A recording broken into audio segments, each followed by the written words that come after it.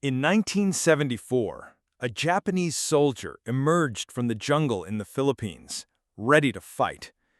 World War II had ended 29 years earlier. He never got the message. In 1945, World War II ended. Hiroo Onoda did not know. He was a Japanese intelligence officer stationed in the Philippine jungle.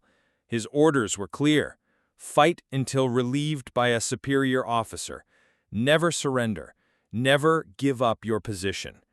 So he didn't.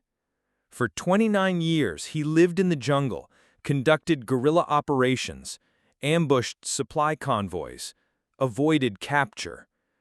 Leaflets were dropped from aircraft telling him the war was over. He thought it was enemy propaganda. Search parties were sent to find him. He thought it was a trap. His family recorded messages and played them over loudspeakers in the jungle. He thought it was a trick. In 1959, Japan officially declared him legally deceased. He kept fighting. By the time he emerged in 1974, he had outlasted every other holdout soldier in history.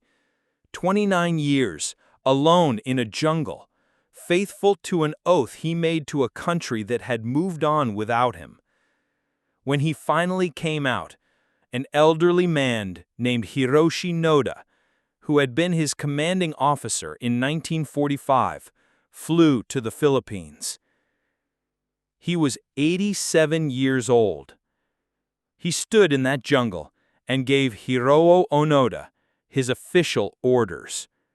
The war is over. You are relieved of duty. Onoda stood to attention, saluted, and wept. Not because he had wasted 29 years. He never believed they were wasted. He wept because it was finally over. Because he could finally rest. He was 52 years old. He had spent his entire adult life fighting a war that the rest of the world had forgotten. He returned to Japan a hero, a country he barely recognized. He said he had no regrets. He said a soldier's duty is to follow orders until relieved. He had done exactly that.